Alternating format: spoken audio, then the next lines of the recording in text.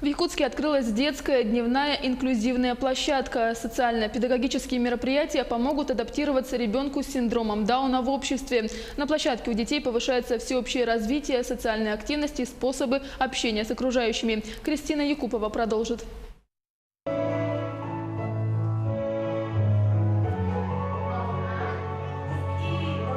Сегодня в программе у ребят хореография. Танец детишки выучили буквально за час.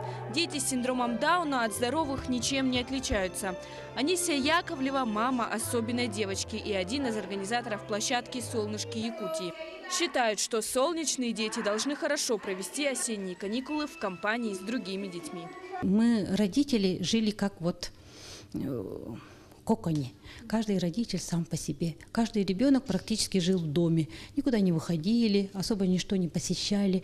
Потом, когда появилась социальная сеть, WhatsApp, родители стали собираться. Наш лагерь создан, чтобы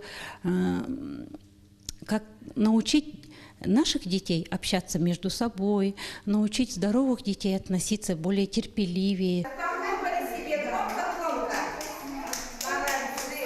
В прошлом месяце в конкурсе среди лучших проектов по организации работы дневных площадок среди некоммерческих организаций одним из победителей стала инклюзивная площадка «Осеннее вдохновение».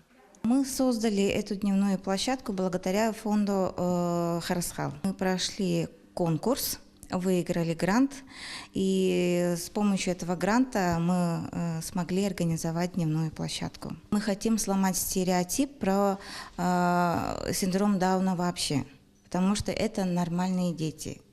«Осеннее вдохновение» будет работать 6 дней, в течение которых детей ожидают различные мастер-классы и мероприятия. В инклюзивной среде они смогут стать ближе друг к другу и поддерживать связь независимо от состояния здоровья. В планах у Союза родителей продолжать организовывать подобные мероприятия. Кристина Якупова, Дилустан Иннокентьев, Якутск.